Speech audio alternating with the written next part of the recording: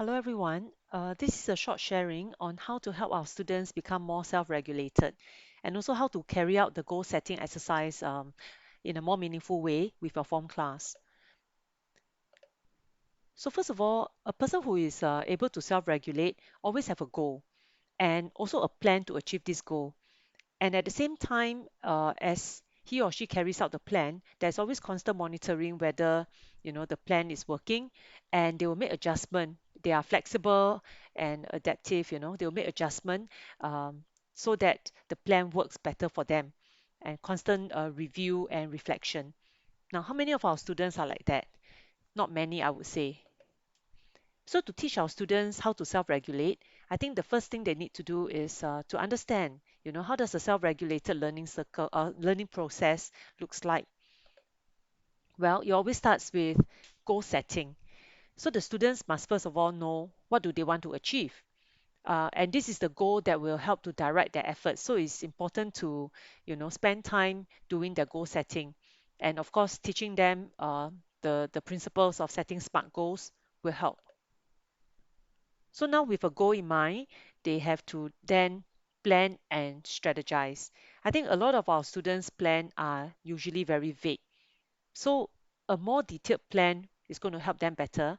And at the same time, when they are doing their planning, they should also think about, to preempt what are some of the obstacles that may just um, uh, appear, as they carry out their plan.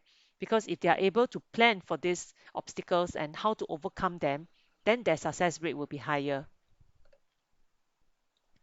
Of course, the best plan cannot get them to where they are unless they take action. So that motivation to not procrastinate and to start acting is important. So after they have a plan, they have to take action and they have to monitor and evaluate their progress. I think this is where, again, many of our students are not very good at. They may have a plan, but they will just constantly do the same thing without really, stopping and pause and think about whether this plan is working. So I think you would know of students who, constantly they do not do well. And if you ask them for their study method, they're actually using the same study methods all the way. So even though it doesn't work for them, it didn't occur to them to evaluate, should they change the way they study or change their strategy or change the way they do things. So they're always constantly doing the same thing. Of course, if you do the same thing, you get the same results. So asking them to think about, whether their strategy is working, and are they progressing too slowly and so on. I think this is something that they need to do regularly. And if something works, keep it. If something doesn't, then they have to adjust their strategy. Um, so always look at where they are, where's the gap, and adjust accordingly. So they have to be flexible in this sense.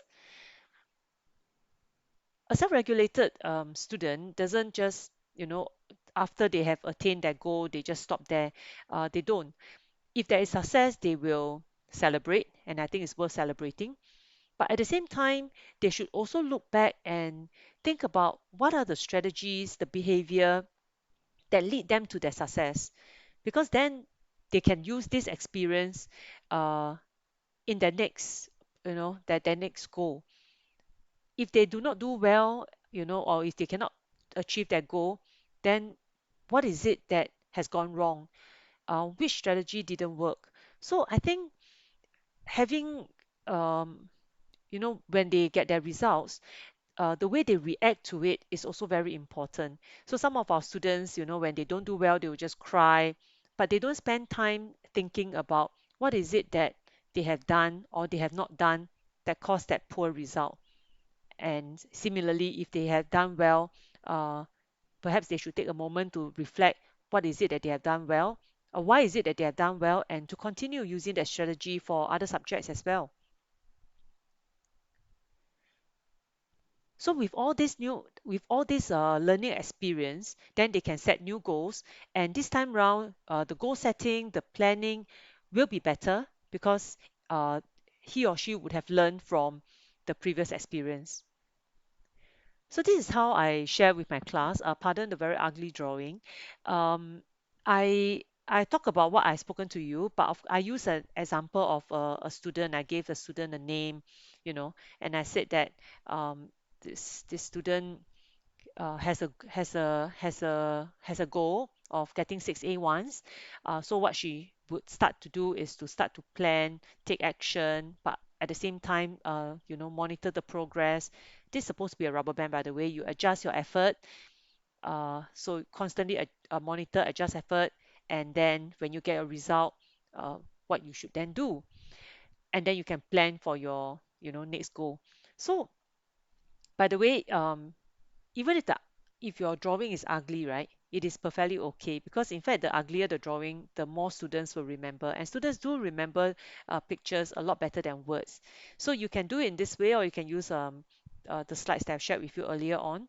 But basically they have to understand the whole process, and after which get them to think about this whole process, and are they doing any of these steps.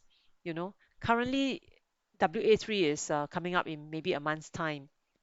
Do they have a target for WA3? Have they started planning how they want to reach this target? Have they started revising? And how often do they actually stop and you know compare the action with their plan? So this is something that you can get them to start thinking about. If they don't usually do any of this, then we know that they are really lacking in self-regulation, and they have to get started. Because I think many of us will see students who are like, the dark week. They just drift. They don't have a direction to lead them, so they just drift where the water brings them. And very often it is not a place that they want to be, you know. So, as a teacher, what can we do to promote self-regulation in our students? I think, first of all, getting the students to set goals, that's important. It doesn't need to be a very big goal-setting exercise. Even during our lesson, to tell students, so for at the end of today's lesson, what do you want to achieve? If the student say, I don't want to sleep, I want to make sure that I stay awake, that's a good goal. So what must you do in order for you to stay awake? Or maybe you can drink water, ask for a toilet break if I'm really very sleepy. And then after that, at the end of the lesson, hey, do you manage to stay awake? So what is it that helped? So a very small interaction with the students, but you will find that if we continuously do this, then students know that they can set goals. They have to start thinking about how they can achieve it, and how they can actually constantly monitor themselves. We can also provide them opportunities to reflect on their results. So when we return them the tests and so on, other than doing corrections, to just ask them to pause for a while to think about what are the strategies that they have used to study for this test. Did it work for them? If not, then what are some new strategies that they would like to try? But at the same time, we cannot ask students to be self-regulated, to plan, to strategize if they don't even have the skills to do so.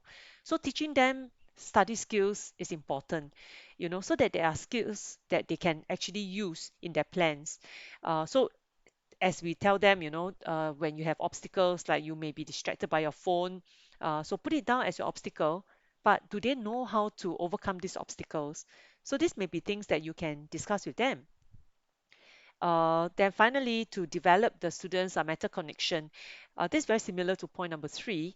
They are kind of related, as in each time the student get back the result or piece of assignment, to always help them to see the link between this result and the effort and strategy that they have used, so that they see a link, and it's not something that's random, that they will constantly do well, or they'll constantly not do well.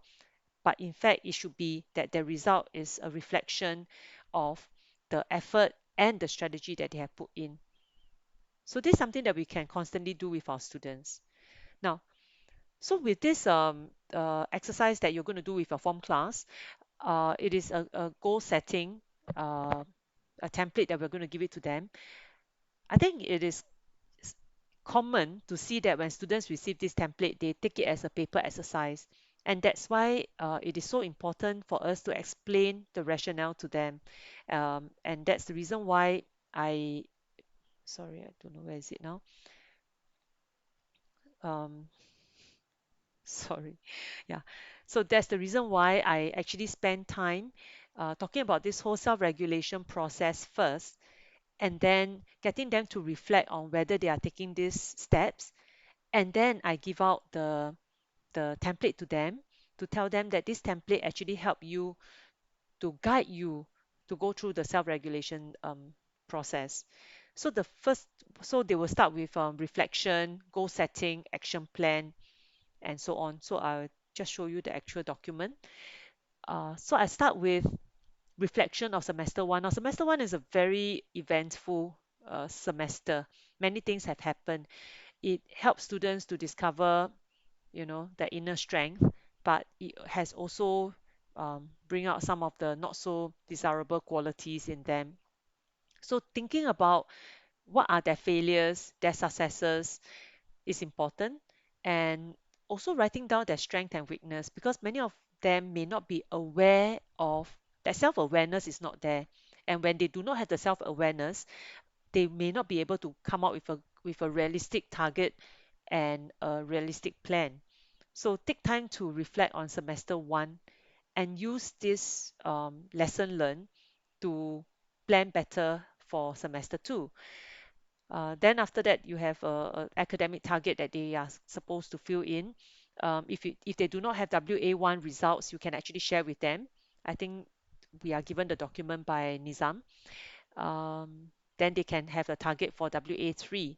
For end of year, they can write in pencil if they want, so that after they get your WA3 actual results, they can then change their targets if they want to.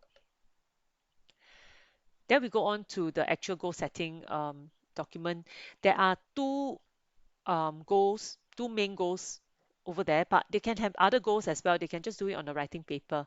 But the process is to write down their goal and to write down the actions that must be taken. So in order to get them to act, remember just now we have the part about acting. So you have a plan, you need to act. So to motivate themselves, they need to write down why is this goal important to them.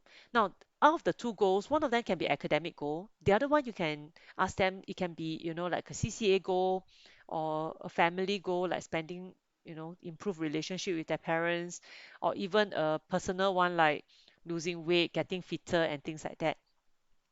So think about why is the goal important to you, and each time when they are you know lacking in that push to achieve to carry out the plan, they can then look at what they have written here. Why is this goal important? So this helps to motivate them and to give them that volition to want to start working on it. We also want to remind them that there are things that can help, things and people, resources that can help them, so they can then write it down. So will it be their teachers, will it be their tutor, will it be their YouTube exercise videos? So whatever resources that can help them has to be written here, and to preempt what are some of the obstacles that they may face along the way, so that they can start thinking, before they meet these obstacles, start thinking about how they can overcome the obstacles first. So this is what they should be doing here. And then they can go on to the next goal. So basically, this whole step of helping them to reflect first, so to learn from experience, setting a goal, and to write down the action and so on. This is already helping them to self-regulate. Now, I would think it is good for you to tell the students to have this piece of paper with them all the time, so that when you do conferencing with them, you can also use this as a starter, for your conversation, and asking them, so how is your progress for your goals, and then to give them some advice if they are not progressing very well. And also perhaps, after 2 or 3 weeks, we can ask students to take it out again and review where they are now in terms of their journey in achieving the goals. So it can be a document that they use all the time. Now, it's not easy to teach self-regulation skills, but if we constantly incorporate this in our instructional strategies, and we also give students more opportunities to practice it, they will get better. And of course, our aim is for them to internalize it and to use it as a life skill that they can practice, even after they have left SAC. So that's all for my presentation. Thank you for your attention, and I hope that the exercise will be a meaningful one for you and your class. Thank you.